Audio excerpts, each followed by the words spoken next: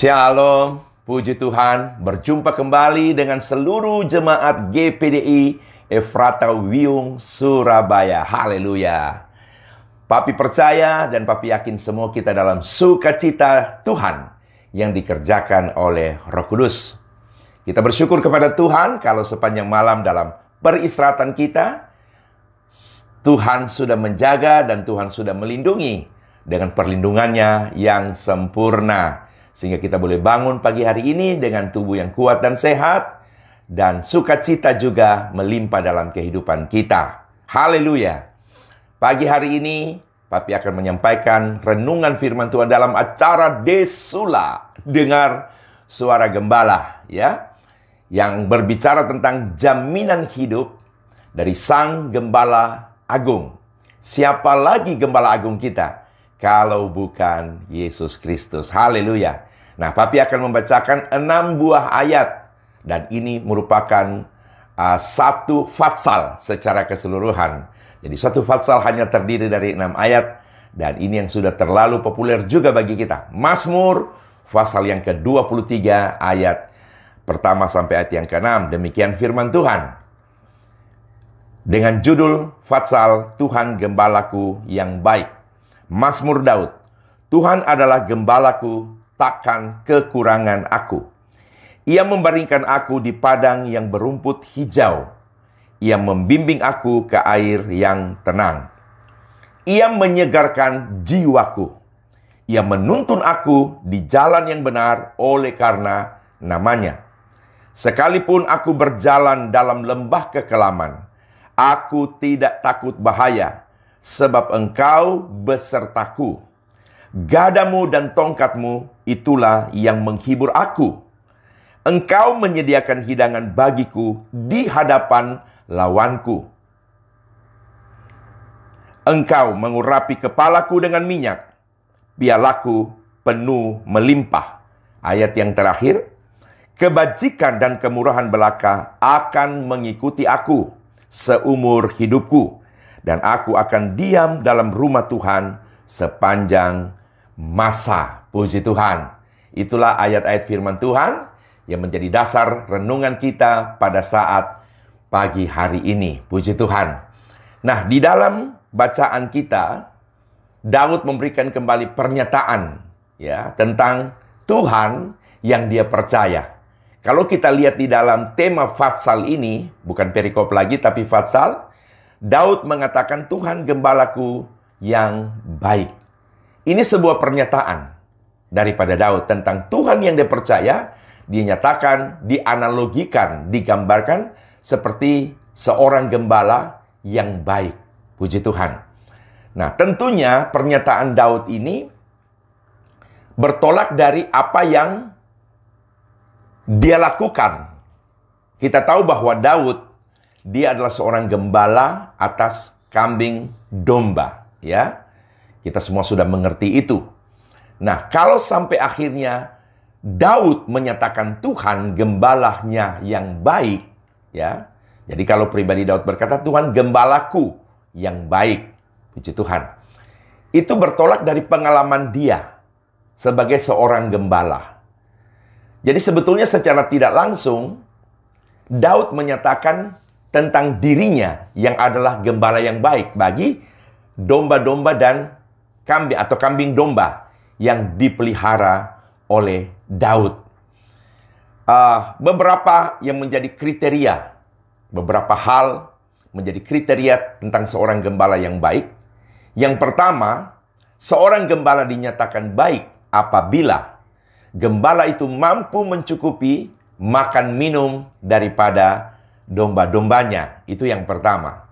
Yang kedua, seorang gembala dinyatakan baik apabila gembala tersebut mampu menciptakan kenyamanan bagi domba-domba yang dia gembalakan. Itu yang kedua. Dan yang ketiga, seorang gembala dinyatakan baik apabila dia rela meninggalkan kenyamanan dirinya demi domba-domba. Jadi kalau ibaratnya Daud sebagai seorang gembala, lalu dia meninggalkan rumahnya, atau katakan saja dia biasa tidur di tempat yang baik, yang nyaman. Nah, dia rela tinggalkan tempat yang nyamannya itu. Dia rela berada di tengah-tengah domba. Nah, kebetulan Papi sudah pernah dari Israel dan melihat bagaimana kandang domba itu. Hanya merupakan seperti satu gua, lalu ada lubang di dalam. Jadi ketika waktu itu Papi ada di dalam, Papi melihat ke kiri ke kanan, itu dalam rangka Papi coba-coba kira-kira ruangan ini kapasitas berapa banyak domba. Jadi Daud, dia tidur di dalam, di tempat yang sama, tempat di mana domba-domba ada. Jadi kriteria yang ketiga, seorang gembala dinyatakan baik apabila dia rela kehilangan kenyamanan dirinya dan dia pergi bersama-sama dengan domba-dombanya. Yang keempat, yang terakhir, seorang gembala dinyatakan baik apabila gembala tersebut rela mati bagi domba-dombanya. Nah, kita tahu bahwa Daud memberi makan minum domba-dombanya. Dia membawa ke air yang tenang, dia cukupi makan minumnya.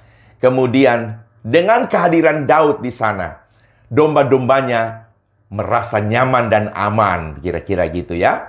Dan yang ketiga, Daud rela tinggalkan tempatnya yang nyaman. Dia berada di padang bersama-sama domba-domba. Kemudian yang berikut, dia rela kehilangan nyawa. Dan firman Tuhan yang Papi sampaikan hari Minggu juga sudah menyatakan itu. Bagaimana kalau singa dan beruang itu mau menerkam dia, maka Daud harus berkelahi. Dia harus berantem, kata orang Jakarta, dengan binatang buas. Artinya apa? Ketika perkelahian terjadi antara Daud dengan binatang buas, singa ataupun beruang, sebetulnya secara akal sehat, Daud sudah mempertaruhkan nyawanya. Apa yang kita bisa ambil? Daud tidak takut kehilangan nyawanya. Artinya, dia rela kehilangan nyawa demi domba-dombanya. Nah, itu Daud. Bagaimana dengan Tuhan kita? Kriteria itu semua ada pada Yesus.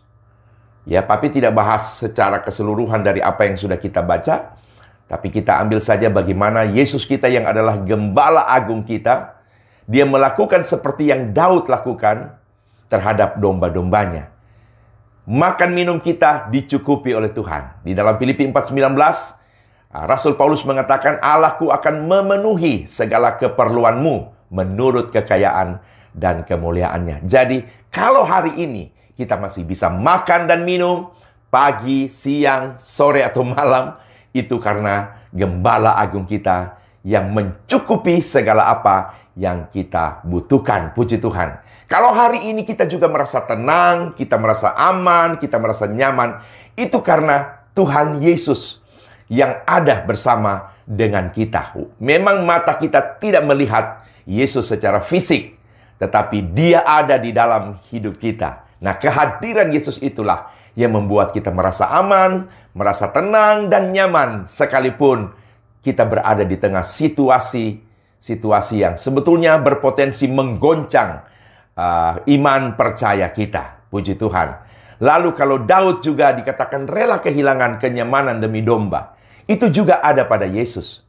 Dia yang tadinya berada di sorga, rela datang ke dunia. Seperti Daud di rumah pergi ke padang, demikianlah Yesus tinggalkan sorga, lalu datang ke dalam dunia. Dia rela kehilangan kenyamanan hidupnya yang ada di sorga itu, ya. Dan dia datang ke dalam dunia. Kita tahu di dunia dia hidup menderita, dia hidup susah. Bahkan saya katakan hari Minggu dia hidup miskin. Katakan saja layaknya seseorang yang terlahir tanpa fasilitas hidup. Itulah Yesus ketika dia berada di dunia. Tidak hanya itu, tapi dia harus menderita juga, puji Tuhan. Nah, itulah Yesus. Kemudian yang terakhir, kalau Daud tidak takut kehilangan nyawa, dia rela mati bagi domba, sehingga dia siap bertarung dengan binatang buas berupa singa dan beruang. Yesus pun melakukan hal itu.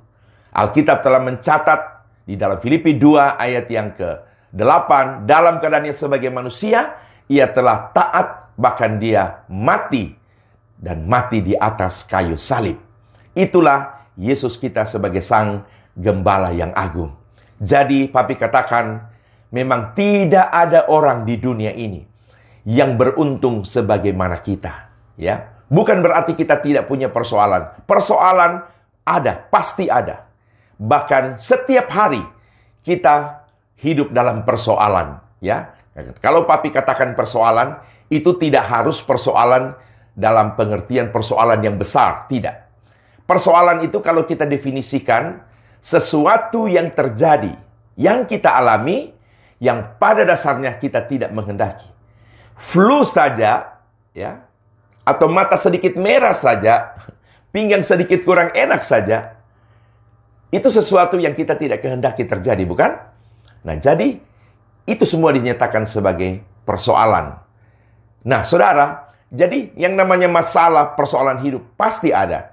Tetapi bersama dengan Yesus Sang Gembala Agung, yang tidak hanya tahu tentang situasi kita, tapi dia ada di dalam kita. Bahkan papi selalu berkata, Yesus tidak hanya tahu tentang situasi dan persoalan kita, tetapi Yesus turut merasakannya, apa yang kita rasakan.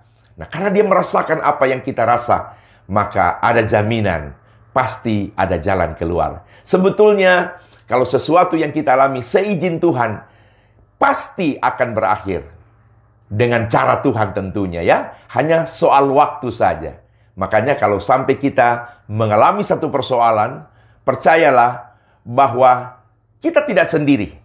Tapi Sang Gembala Agung, seperti halnya Daud yang selalu menemani domba-domba di padang, demikianlah Yesus Kristus selalu ada bersama dengan kita. Itulah yang menjadi kebanggaan kita semua, memiliki Yesus Sang Gembala yang agung. Kalau kita baca tadi di dalam Mazmur, sebetulnya di dalamnya sudah lengkap sekali. Sang Gembala Agung memenuhi kebutuhan makan minum kita. Tidak hanya itu, tapi ketika ayat berkata, Ia menyegarkan jiwaku. Nah, jiwa itu dimensi kedua dalam hidup manusia, punya kebutuhan lain. Damai sejahtera, sukacita, ketentraman, ya, dan sebagainya itu pun dipenuhi oleh Yesus Sang Gembala yang agung. Yohanes 14 ayat 27 berkata, damai sejahteraku kutinggalkan bagimu, damai sejahteraku kuberikan bagimu. Apa yang kuberikan tidak seperti yang dunia berikan. Ya, itu yang diberikan oleh Tuhan sebagai jaminan atas kebutuhan jiwa. Ya, bahkan di dalam Filipi, ya, pasal berapa itu? 4 ayat 7 mengatakan di sana, damai sejahtera Allah yang melampaui akal. Jadi itu yang Yesus katakan di dalam Yohanes tadi, damai sejahtera yang berasal darinya beda dengan yang berasal dari dunia, ya. Damai dari dunia itu biasanya mengikuti situasi. Tetapi kalau damai dari Tuhan, situasi buruk boleh terjadi, tapi damai sejahtera tetap ada. Kemudian tidak hanya itu, dikatakan sekalipun aku berjalan dalam lembah kekelaman. Ini janji Tuhan, atau katakan saja jaminan daripada Gembala Agung kita. Dia selalu menyertai kita. Di segala situasi, situasinya baik, Yesus ada. Situasi buruk, Yesus ada. Terlebih di saat-saat kita mengalami seperti seekor domba terancam oleh binatang buas, Yesus ada bersama dengan kita. Makanya Daud katakan, aku tidak takut. Jadi sebagaimana Daud ada ketika domba-dombanya dalam situasi berbahaya, Yesus pun sama. Dia ada ketika kita berada dalam situasi yang berbahaya. Dan kembali papi katakan, Yesus bukan penonton. Kalau bahaya itu datang mau menimpa kita, maka yang menjadi perisai dan perlindungan adalah Sang Gembala Agung kita. Lalu dikatakan, engkau menyediakan hidangan bagiku di hadapan lawanku. Apa pengertiannya ini? Kalau ibarat orang berperang, situasi dalam perang tidak memungkinkan orang punya ketersediaan makanan, ya. Tapi Daud katakan di hadapan lawan, Tuhan sediakan makanan. Artinya, di tengah situasi yang sebetulnya tidak mungkin kita bisa menikmati berkat, tersedianya berkat. Tapi Tuhan mampu melakukan itu. Artinya, tidak ada situasi apapun, katakan saja, tidak ada situasi terburuk sekalipun yang dapat menghilangkan jaminan Tuhan atas kehidupan kita orang yang percaya. Lalu dikatakan, kebajikan dan kemurahan belaka akan mengikuti aku. Ini keyakinan Daud. Jadi Tuhan tidak pelihara dia hanya dari dulu sampai di mana Daud berbicara. Tapi saat dia berbicara sampai seterusnya. Sampai hidupnya berakhir, dia mengalami kebajikan dan kemurahan Tuhan. Lalu terakhir adalah komitmen diri Daud. Dia katakan, dan aku akan diam dalam rumah Tuhan sepanjang masa. Ada apa? Peribahasa berkata, makan kacang lupa akan kulitnya. Memang kalau kita makan kacang, saking enak kacangnya, kulit kita lupa, kita buang saja. Kita tidak ingat sama sekali kulitnya itu. Yang kita ingat bagaimana enaknya kacang itu. Daud, walaupun dia mengalami keberkatan hidup yang luar biasa dari Tuhan, tapi dia tidak melupakan Tuhan, ya. Aku akan diam dalam rumah Tuhan sepanjang masa. Marilah kita mau belajar dari kehidupan Daud. Walaupun sudah diberkati Tuhan, dia ingat siapa yang memberkati dia. Sang Gembala yang agung. Tuhan Yesus memberkati. Papi berdoa ya. Bapa dalam sorga, terima kasih buat firman-Mu yang sudah kami dengar pada saat pagi hari ini. Terbatas hamba menyampaikan, tapi Engkau urapi, lebih terangkan untuk lebih dalam, supaya kami lebih mengerti dan memahami, sehingga kami jadikan firman Tuhan sebagai pedoman hidup kami. Terima kasih Bapa, umat-Mu yang ada di rumah semuanya diberkati Tuhan. Yang sakit disembuhkan, lemah dikuatkan, yang susah hiburkan. Mereka mengalami kebuntuan jalan, Tuhan buka jalan. Beban-beban mereka yang berat Tuhan angkat, menggantikan dengan kelegaan. Bahkan rumah tangga mereka yang tergoncang dipulihkan oleh Tuhan. Lebih lagi, mereka yang mengalami persoalan yang terlalu pribadi, bahkan orang terdekat tidak mengetahuinya, Tuhan pun menjadi jawaban atas mereka. Khususnya lagi, bagi ancaman virus corona, bagi setiap orang, khususnya bagi jemaat GPDI Efrata Wiyung Surabaya, bahkan hamba juga berdoa buat GBI Efrata Luwuk. Tuhan proteksi kami di dalam nama Yesus oleh kuasa darah Yesus, sehingga kami terhindar dari penularan virus corona. Terima kasih Bapa, ini doa syukur kami di dalam nama Yesus. Kami sudah berdoa mengucap syukur. Haleluya. Amin. Sampai jumpa pada Desula yang akan datang. Amin.